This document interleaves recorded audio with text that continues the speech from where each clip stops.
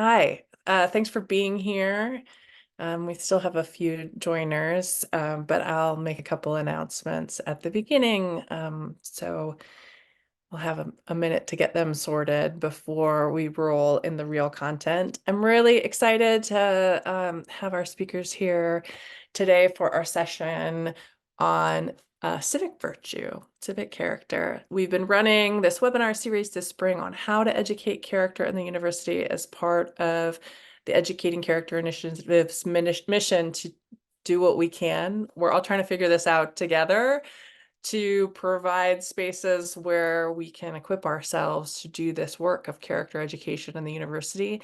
This session is the fourth in our five session series. The final one will be our June webinar, and that is on educating character across differences. So we hope you'll come back for that one.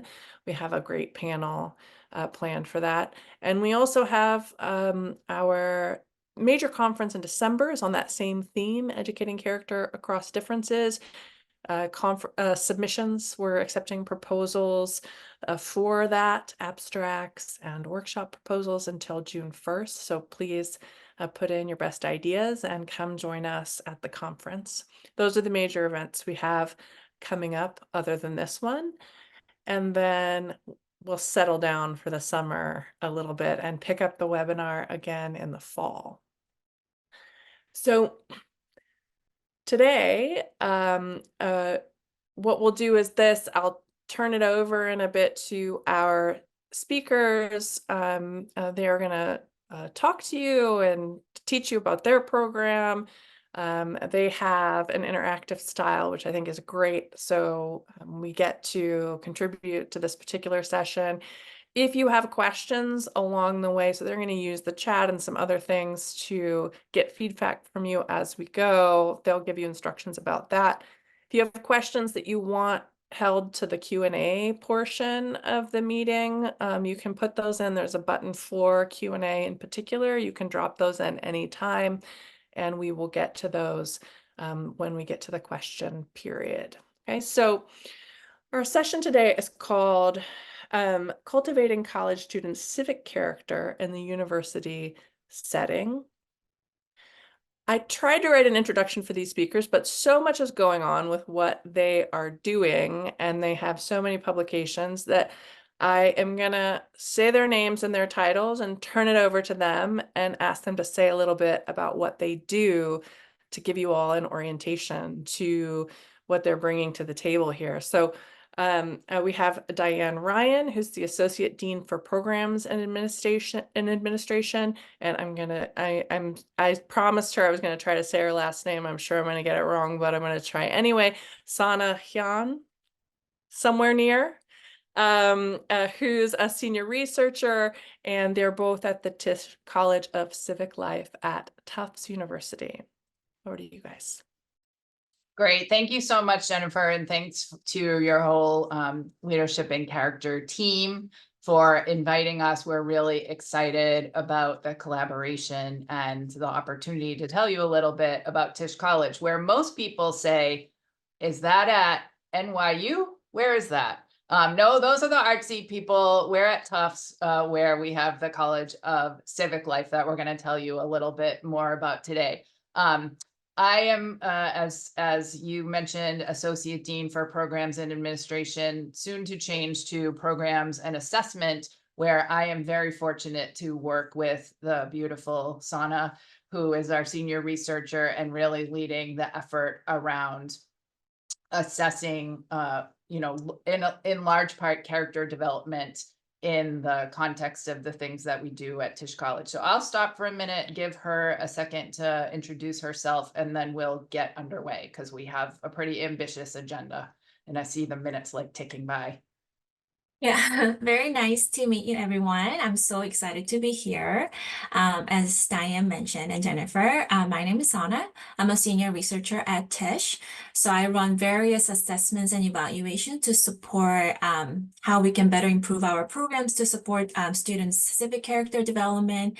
So I'm just having fun with our program managers and administrators to how we can improve our program continuously so that we can make a bigger impact on students. So Sunah's being super humble, but we poached her out of a postdoc after she had completed her doctorate in the Elliott Pearson Department of Child Studies and Human Development here at Tufts, which I believe last year was named the top developmental psychology program for children. So I'm also affiliated faculty in that department, but don't ask me a thing about children. So I'm all about the human development part. And I came to Tufts by way of West Point, where I worked with a very prominent researcher that I think some of the people on this call know, Rich Lerner, who together we did a 5-year study of character development as it occurred in cadets at the military academy. And that totally informed everything that I'm going to tell you about. And Rich is really the reason why I came to Tufts and why I came to Tisch. So I'm going to share my screen, and we're being super ambitious with our technology here. So Jennifer mentioned what we were going to talk to you. We want to start with asking you this thought question, and we're doing it in this Jamboard format and just seeing how it goes. So we'll monitor the Jamboard, and if it's not going so well, then we'll defer to the chat. So here's what we want to start with. How do you define civic character at your institution? And Sunah's going to put the link to the Jamboard in the chat, and we'll just give you a few minutes to think about that, because we're really interested in what you have to say about this.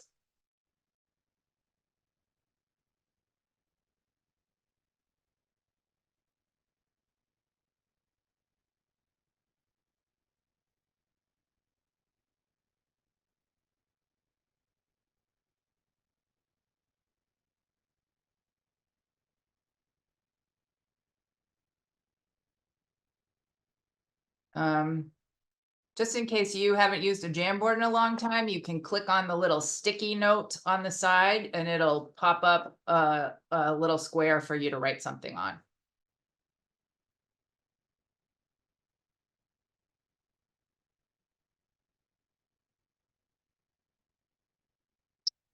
There's a raised hand. Jennifer, can you help us with that? I'm thinking this is not working, so maybe we need to put these things in the chat.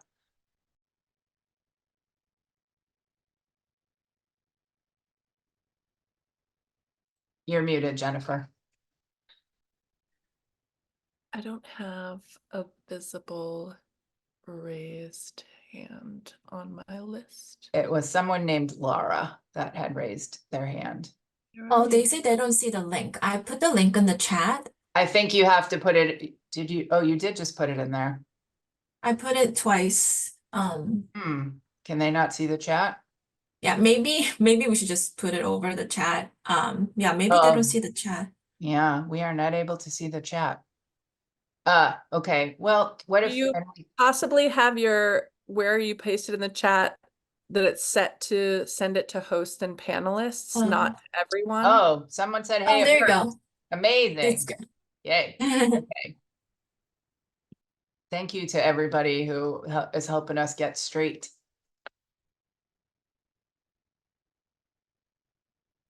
Amazing.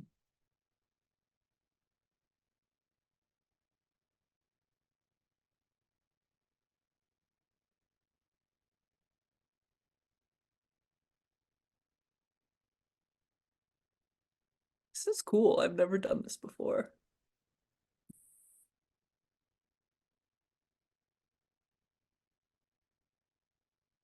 We'll give this like 2 more minutes.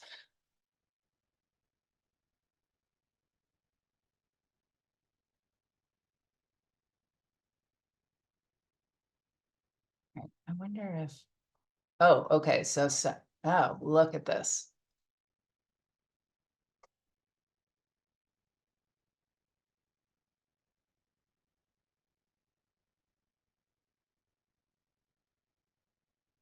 Great definitions. Yeah.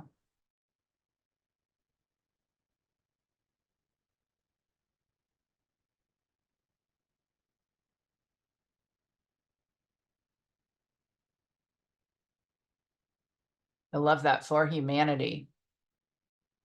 Serving the community, sacrificing for greater good. encouraging and facilitating conversations. Oops, where did that go? Servant leaders.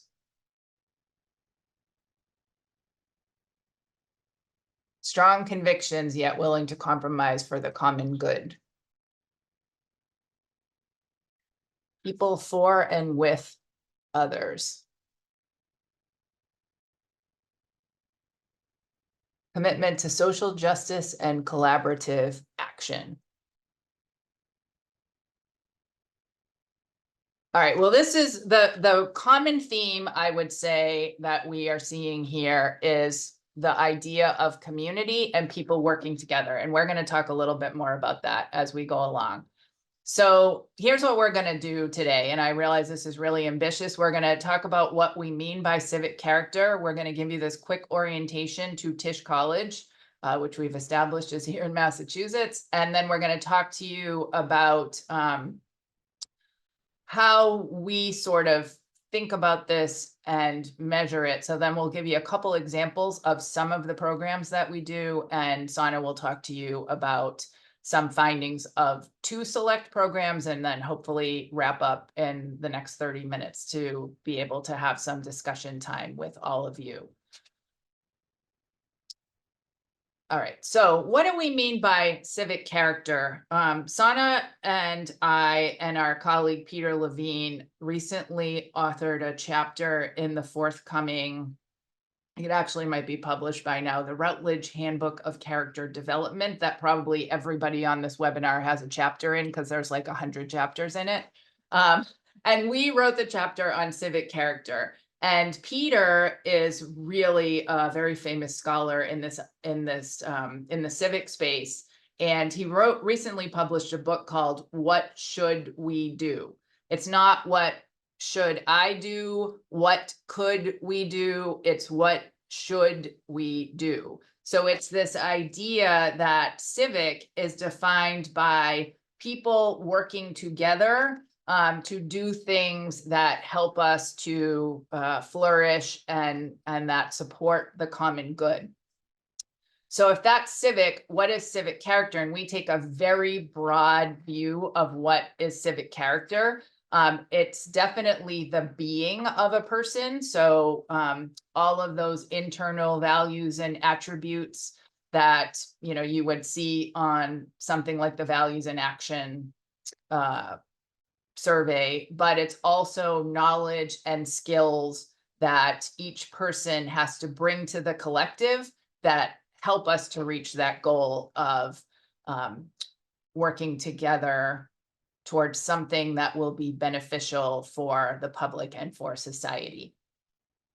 So what is Tisch College of Civic Life? So many of you probably are at institutions that have a Center for Civic Engagement or Public Leadership, or words to those effect, or an institute.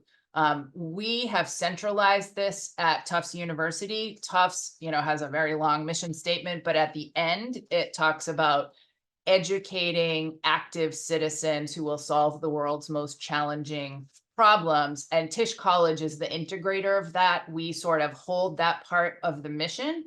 And it is our goal that every student at Tufts will have a touch point with Tisch College, and we'll explain how that works through our programs. But we also, unlike, we did a landscape survey, and this might be different now because I have seen that some universities have created these schools of civic life, but we have research, education, and practice all under one roof. And in our landscape survey, we found that prior to a couple of years ago, people would have maybe the education and the research together, or the education and the practice / outreach, or the research and the outreach, but they rarely had all 3 of these things together. So Tisch College has all of those things together, and we have sort of our tentacles at every one of the 8 schools and colleges at Tufts University to make sure that part of the mission of educating active citizens to solve the world's most challenging problems happens not just for students, but for faculty, for staff. We have a very big community partnership presence as well. And the other thing that makes us unique is we have a dean who sits on the university, the president's council, the president's cabinet, alongside all the other deans. We're still a relatively small and nimble organization. We have about 60 folks. But like I said, our goal is to sort of touch every stakeholder at Tufts, whether it be student or faculty, and then also have very deep connections to community partners. So for many years, we're going to be 25 years old next year. For many years, we sort of tracked our success by counting the noses and saying, oh, we've created these programs, and each year we see additional foot traffic coming to our programs. So we must be doing a great job. And we realized like that just wasn't good enough. So we had to create some kind of a framework about how are we tracking our progress towards individual student, faculty, staff development. What is the impact we're making on the community? So we were deeply inspired by an ecological model, a Bronfenbrenner approach, if you will, where we start with sort of who the individual is, and then we have increasing spheres of influence. I'll describe that a little bit more in the next slide, but we understand that each of these layers coax with the other layers to and the environment to create, the whole person, and then that bubbles up to the community. So we're looking to influence people's knowledge, skills, abilities, so that they positively grow. We know we're not going to have the same impact on every single student in the same way. We want to move the needle for everybody in some fashion through our interactions with them towards this outcome of currently building robust, inclusive democracy for an increasingly multiracial society. I'll just preview that is probably going to change slightly because we're getting a lot of feedback that's very a Western view, and we need to be more inclusive and be thinking more globally. So as I mentioned, we sort of have these 3 layers of development that we're looking at, and this is just an example. When we think about civic identity, we're thinking about all those intrapersonal qualities of what is someone's purpose in life, what do they see as theirs to do, towards contributing collectively in the realm of civic leadership. So that's the interpersonal aspects of how do people work together collectively in groups to achieve some kind of common goal. And then the outer layer is civic agency, and that's recognizing structures and systems and how you can either work inside or outside of bureaucracies to achieve some kind of lasting social change. So I'm going to talk to you a little bit about Tisch College and its programs. And I mentioned our goal is to have a touch point with every student as they come through here. We also take a lifelong learning view, and you'll see that as it comes out. And I want to credit my colleague, Jonathan Terrell, who we recently had a conversation with. And for those developmental psychologists in here, you've heard this many times before, as did I. But when Jonathan said it, he made me think about it. And now I've been like saying it probably several times a week, and people are tired of hearing me saying it. But we believe that every student or every person is like every other person or student, right? There's some things that apply to all of us because we're human beings, and there's some generalizations that we can make about humans. And then we think a person is like some other person. So you can sort of generalize based on some particular markers or interests or traits of a person.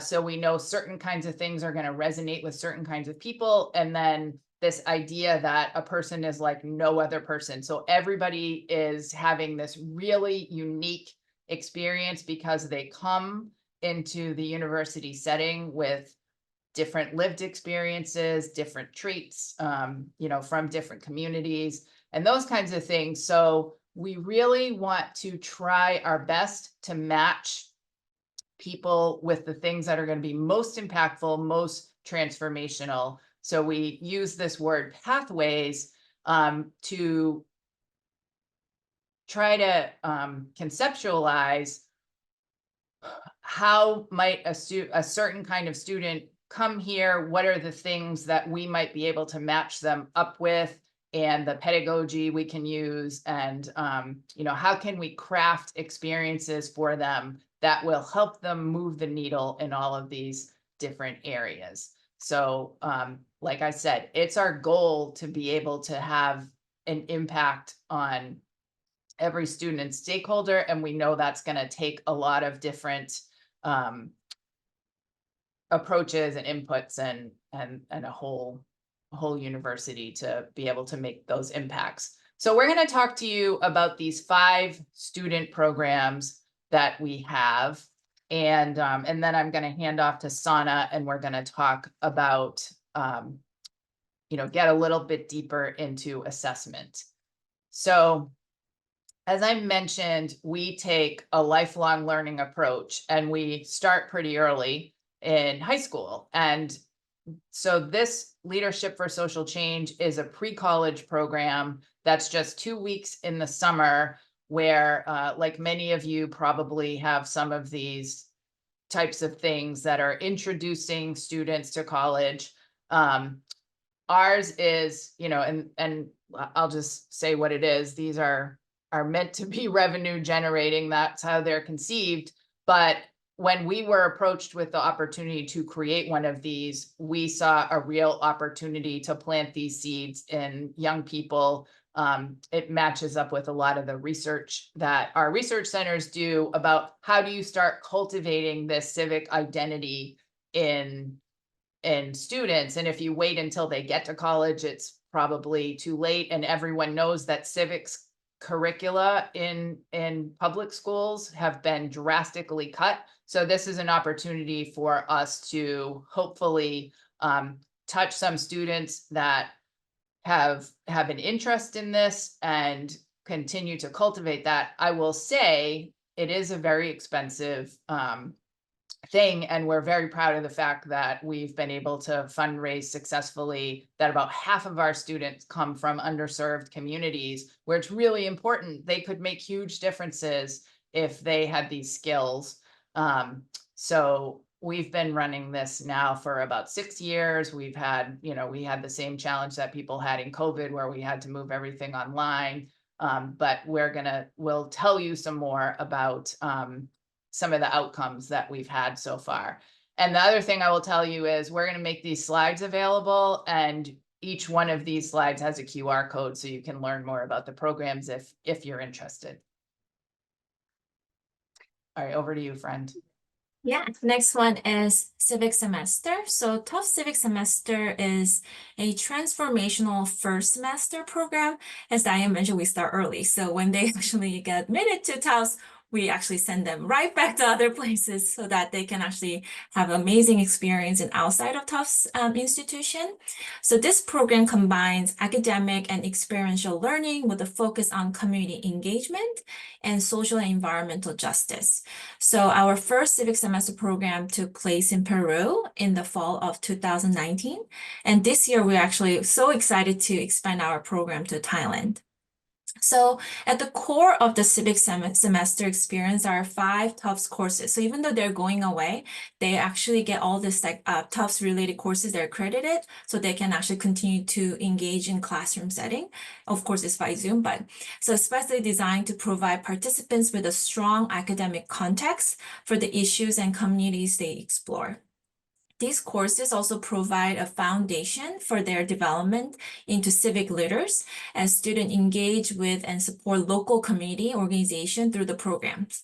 So once the semester ends, they come back to Tufts, right? So the students continue to engage with Tisch College and staff through a retreat and ongoing meetups throughout the spring semester to really support them transition back to the campus. And civic semester participants return to the Tufts campus with a network of deep friendship and a stronger sense of self and a clear understanding of how they want to have impact during their time at Tufts after they come back and beyond. So we actually recently published an article about this program. So if you're interested, we're happy to share the article with you. So just let our people know, then we'll share.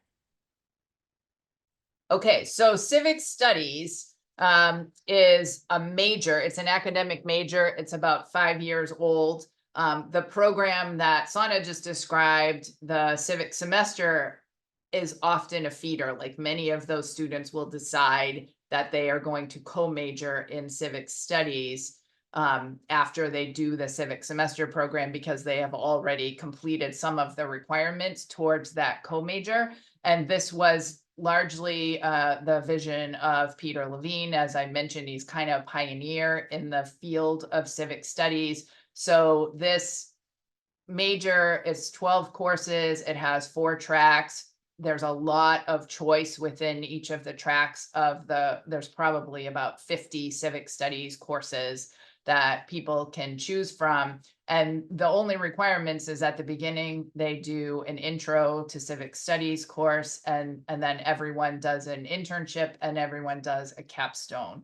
And like I said, this central question of what should we do is prominent in this curriculum, but it's very interdisciplinary. We probably have faculty from almost every department that contributes to the various buckets of thinking about justice, social conflict, inequality, and violence, the civic action, and the civic skills. So Tisch Scholars programs might be the longest kind of like lengthwise program that we offer at Tisch. So Tisch Scholars is a very unique multi-year leadership development program that combines academic coursework and involvement in local communities and critical reflection to promote civic engagement.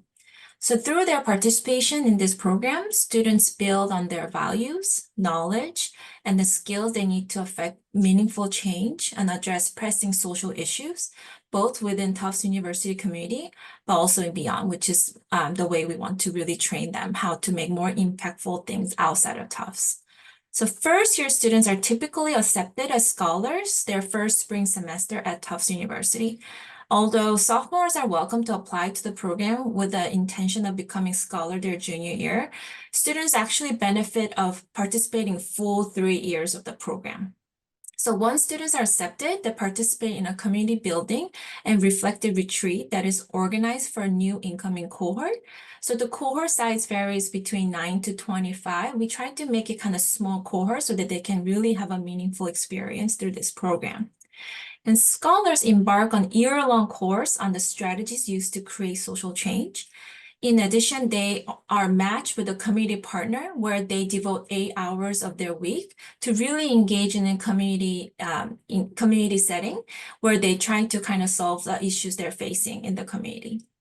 All scholars participate in a fall retreat focused on building community identity development and asset-based approaches to community engagement. I will talk about more about the Scholars Program and how we are making impact on our students in the later assessment part of the presentation. So our final program that we're going to talk about today is Tisch Summer Fellows. So we've demonstrated some of our very deep programs that are longer in time and go much deeper. And then we also have sort of shorter duration programs. And we recognize, again, with this pathways concept that, students have a lot of diverse interests.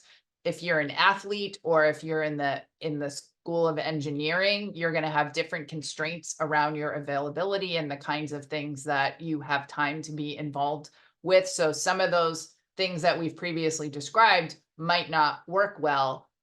Most everybody, to include students in the professional schools, because we still have an obligation to people who are studying medicine or dentistry or veterinary science or international affairs at the Fletcher School.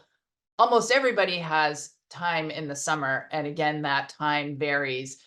So our Tisch Summer Fellows program is probably one of the largest and the broadest because there's more availability for people to participate at least one summer over the course of their time at Tufts. So these are 8 to 10 week experiences that they're traditional internships, but there's a lot of wraparound services that go along with this. And one of the signature pieces of this program that sets it apart from other internships is they get an alumni mentor And then they're having these weekly reflection sessions and professional development. So, they're building their civic character, and they're also doing that in the concept of working in a professional environment, and seeing how those things are valuable to overall career success.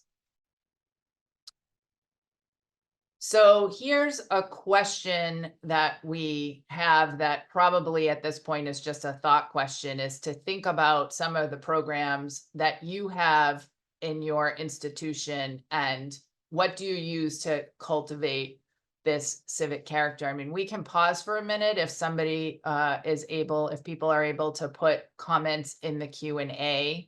About maybe a signature program that they have, but what are some of the trends in student programming that you find is most helpful in moving the needle on civic character?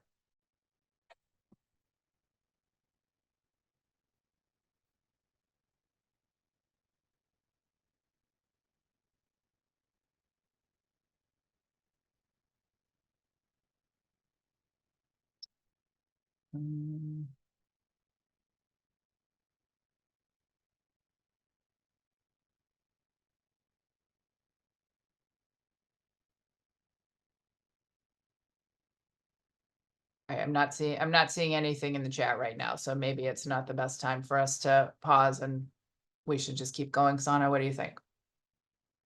Okay. Yeah, sounds good.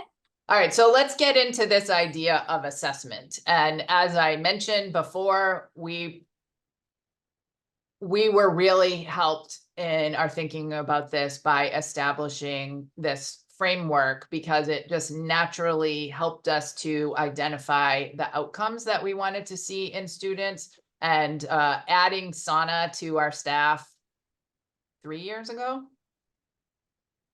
Almost. is really This October will be my 3rd year. Yeah, it's one of my biggest victories to, we said, like, we really have this need to get somebody who's doing this full time and deeply thinking about this. And she's going to talk to you about how that work has progressed, and then we'll wrap up by telling you some of our future direction.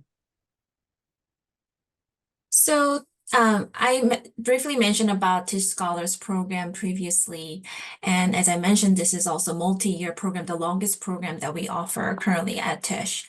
So we understand that evaluation methods should be tailored to each specific program. So with our Scholars program, we recently initiated a multi-year mixed method study. So unlike standard assessment approaches, they rely solely on like pre-post surveys, self-assessment. Our evaluation includes a variety of components to track students' growth and attitude shifts over time. So this comprehensive approach involves such as students' assessment and their classroom assignments, as well as feedback from instructors and student placement supervisors. And by incorporating these diverse elements, we aim to achieve a more holistic and accurate understanding of students' development and the program impact. And as you can see in this timeline, we have the major phase 1 and phase 2, but we actually really thought maybe their kind of starting point start when they apply for the program. So within my evaluation, I thought maybe including their application will be also meaningful to really track where they started, how they grow over time, and where do they end after 3 years of the program. So we're creating kind of very creative ways of creating a portfolio for each student, so students can actually see how they change over time. And so we're considering different methods to really measure the impact on students. On the next slide, you'll be able to see some of the changes that we were able to document even after first year. And I think so you guys will be able to see some of kind of survey questions that we offer. As you can see, after just 1 year of participating in our program, we saw 60% of growth on students, how they build coalitions and strategies with the different individuals, institution, and other stakeholders. And we're also able to document 54.2% change that students are really gaining knowledge and utilizing different approaches to address social issues. So these are just after first year of participating in our program.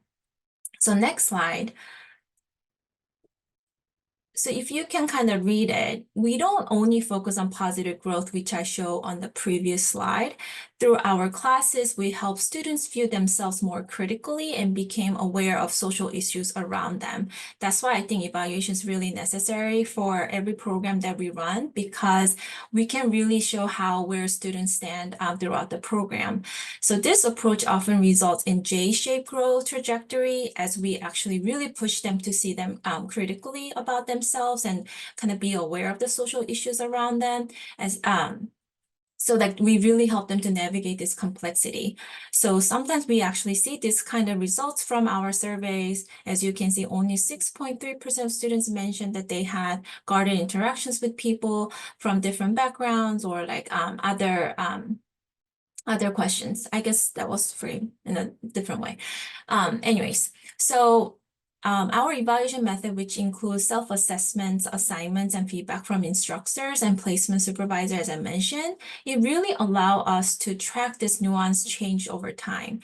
This comprehensive evaluation not only measures growth, but also informs and refines our program design, ensuring it effectively supports our students' development. So I continuously communicate with our program managers and administrators based on what we actually see from the evaluation, so they can actually kind of reflect that into their coursework or assignments, or how they will go about to interact with our students, so they can continue to push our students in certain directions. And next slide, I'll give you a minute for you guys to read, and these are some of the reflections that our students actually shared after first year of the program after their participation.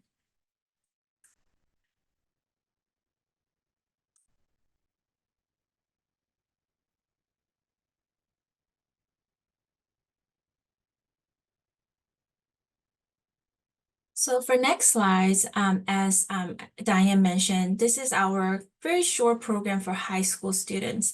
But through our evaluations, we're able to document, even if it's only 2-week program, how much impact we're making among the students.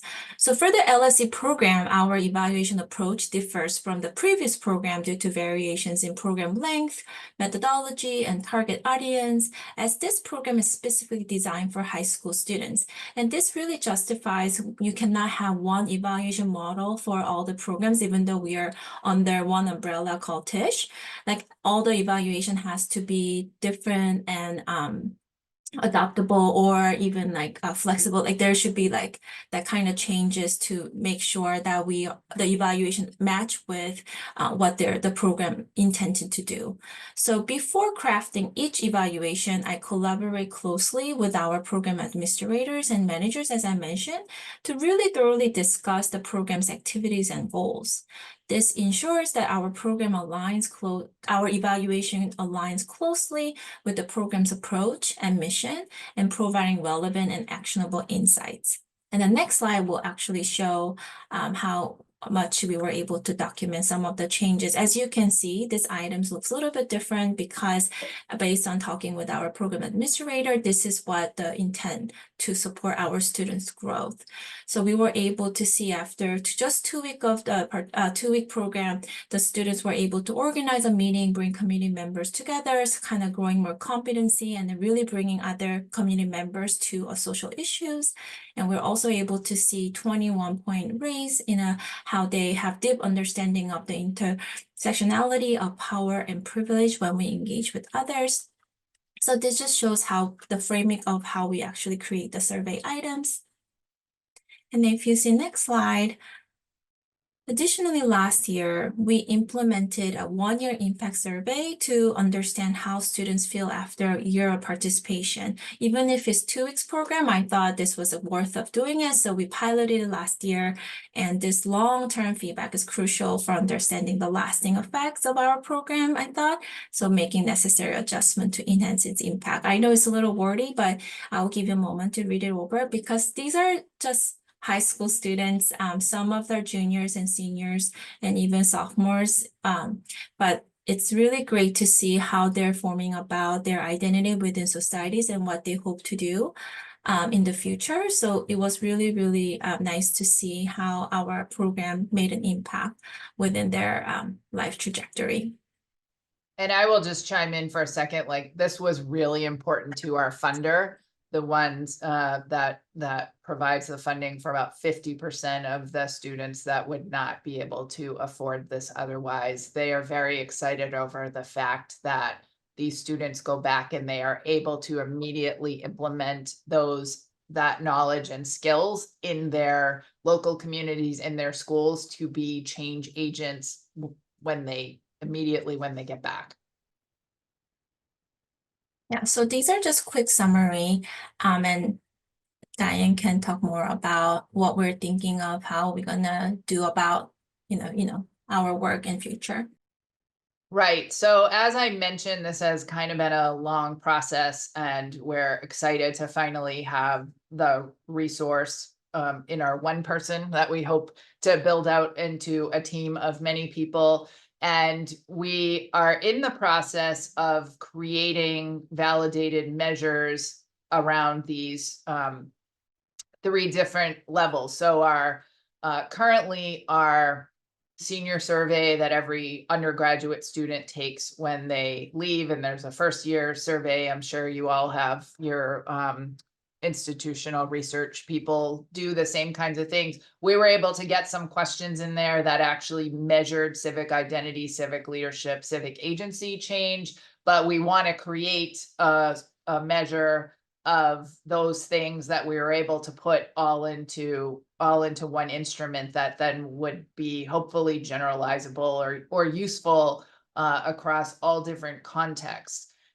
We want to validate this pathways concept both here at Tufts so we can have a better understanding of how to apply our resources in the most effective and efficient ways. But then we want to be able to study that in other university settings. So for example, are the things that resonate with Tufts students, how does that generalize to maybe students in a community college setting or in a HBCU, for example? So we have some assets here in some of our different research centers. So we want to study this deeply within Tufts and then hopefully branch out to other settings and other contexts to try to have a better understanding.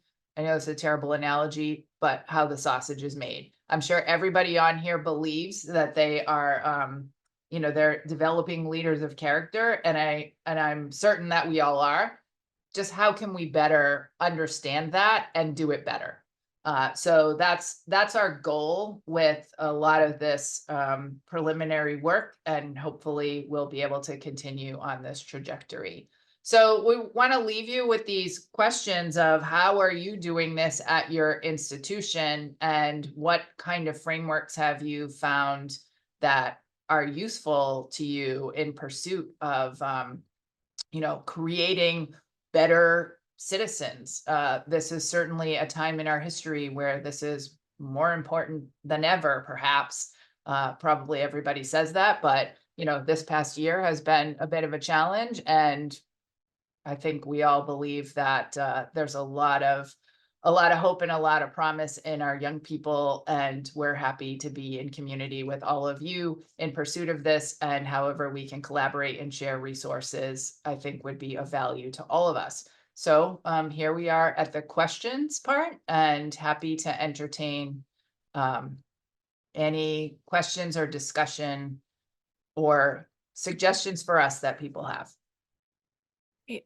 So the Q&A should be open. You can leave questions there, and I will pass them on to our speakers and kind of keep things moving so that we can pack in as much content as we can in our remaining time.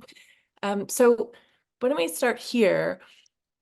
What are the sort of key takeaways that you would imagine for people trying to do this work at their own institutions who don't have the resources that you all have? Because some of the things you're talking about sound very expensive. That's a really great question. I think it probably starts with an assessment of, where are we currently at? what are the resources that we do have? Who are the like-minded people that are willing to help us with that? I mean, I want to make sure that people don't have the mistaken belief that somebody just said, oh, Tisch College, and we got all these things. I mean, like I said, we're going to be 25 years old. For the first 17 years, I think we were somewhere between 8 and 10 people. And then we were fortunate to get a super motivated dean who was great at helping us scale up. And now sustainability, like I also don't want to create this false sense that everything's amazing. Sustainability is a constant thing that we are concerned about, as I'm sure everybody is at their institutions. So I would encourage people to start small and scale your way up. And, you know, I do believe if you build it, people will come. And leadership is really critical here. And we were fortunate to have a couple of university presidents who decided this was the thing that they wanted to be part of the signature of this institution's education. So getting that leadership buy-in is really critical as well. But I think it's okay, you know. I went to an event last night for one of our community partners, and they told that starfish story. You know, the starfish story about, you know, a kid comes on a beach and all the starfish are washed up, and he starts throwing starfish one by one back into the ocean. And some old guy comes up and says, why are you doing that? You're not making you know, you can't make an impact. Look at all these, there's hundreds of starfish on here. And the kid picks up one and throws it back. And he said, well, I made a difference for that one. So that would be the thing I'd offer to people is, like, if you're making a difference to just one or a few people, you're still making a difference. Like, who knows what that person could go off to do and be capable of. Great. So Our next hopefully that was question helpful. is about assessment. So probably this is for you, Sunah. You mentioned that the way that you collect information is mostly the students answering questions about themselves, and then also the instructors providing feedback about the students. Is that right? How secure are you in what kind of information you can get from those sources about the character of the students?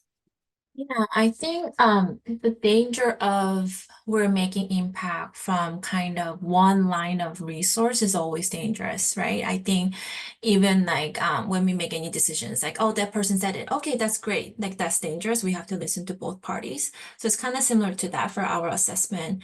We not only collect information from students themselves, but we also try to work with instructors who actually interact with students every day to get their feedback in terms of how they see our students are growing and what areas they need more support. So things like that. Also, a lot of actually most of our students who involved with the Tisch College actually go back into the community and they engage with the community partners. And we have another layer of getting feedback from community partners' perspectives, like supervisors, and like so like as you can see, we collect variety of channel to have a one person's kind of holistic development trajectory other than just collecting one self-assessment to really understand how students are embarking through this journey. And yeah, so I think that answers your question. Helpful. This is a kind of follow-up to the assessment question.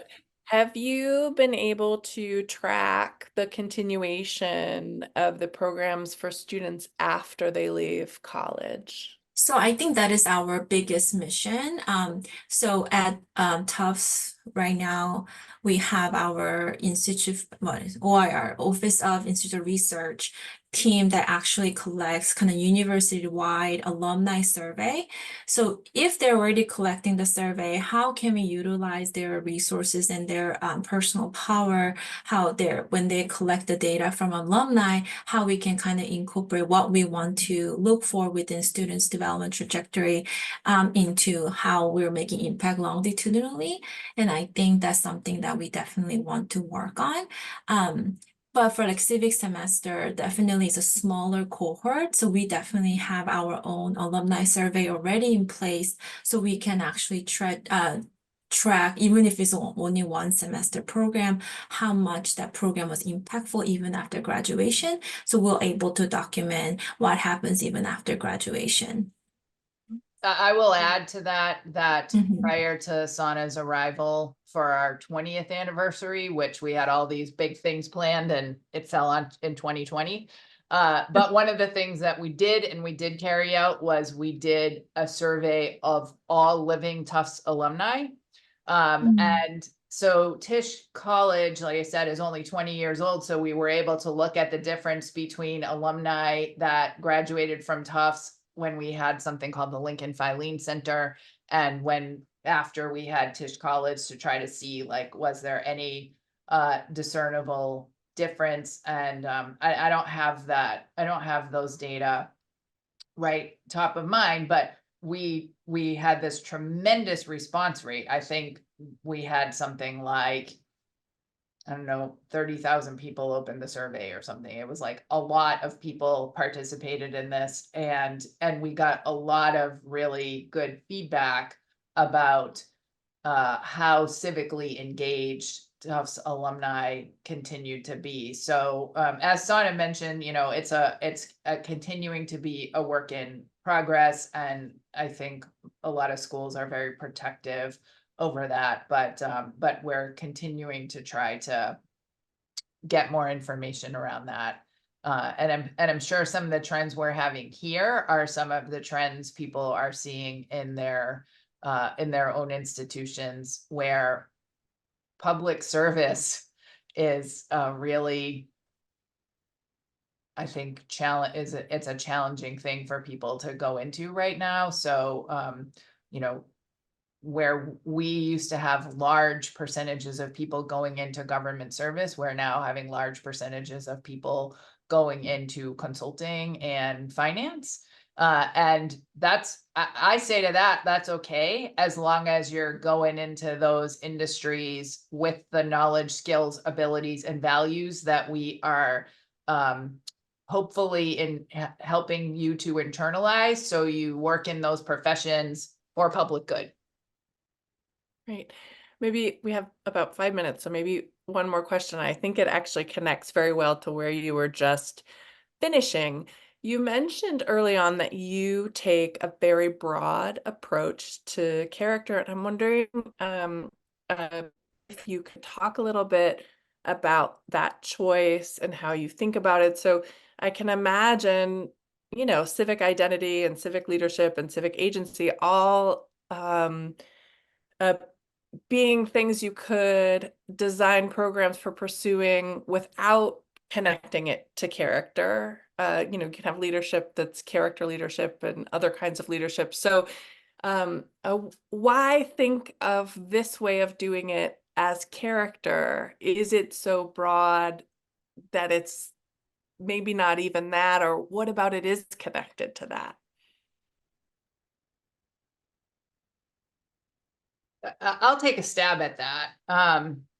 I think no matter what profession you choose to do in life, I think all of those things require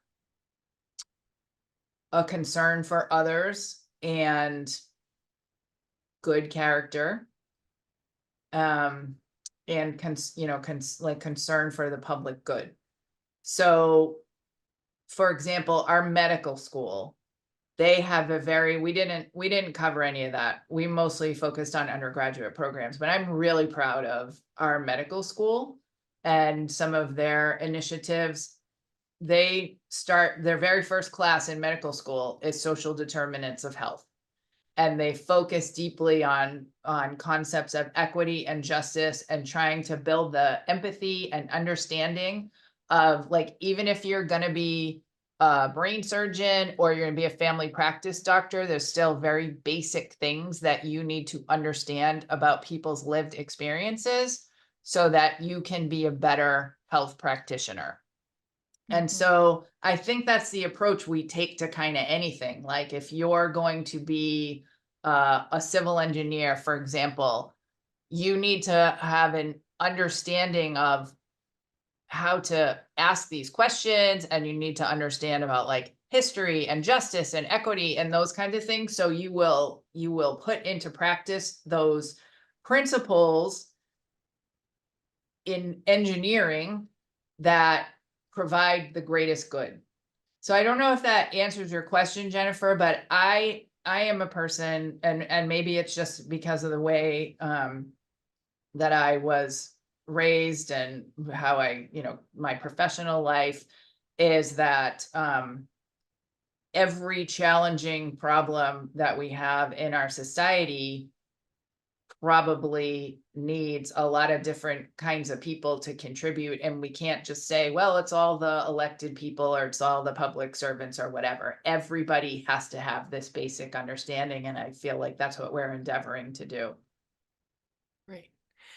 As is typical, a whole bunch of really amazing questions just came in at the end that we're not going to be able to get to. I'm gonna just read a couple to you so that, they can be in the air, but you're not gonna have time to say anything about them. So one is about, can you see the work you're doing helping to bridge discord on college campus, on yours and others? I think there's a really important part of this work. And then there's another question that I thought was really interesting about how you control for race in your ways of thinking and measuring. There's a suggestion here in the question that some factors seem less valid in some communities of color and in low-income communities of all races. So, if we had another hour, maybe we could get into some of these things. I'd love to hear answers to those and other questions that we have. But I just want to say thank you so much. I really appreciate the spirit in which you come at this material, your willingness to share resources. It seems like you're really coming to this from a perspective where you're just really trying to help these kids and everyone else do this work. And so I appreciate that about you both very much and your time that you gave us by being here today. So thank you to both of you. It's been a pleasure having you here. Yeah, the Thank you so pleasure is much all for having ours. me. Seriously. Thank you. Thank you. Well, bye everyone. We'll see you next time, we hope. And the recording of this, as I put in the chat, and they've generously offered to share their slides with us as well, will be on our website when we can get that sorted. Thank you all.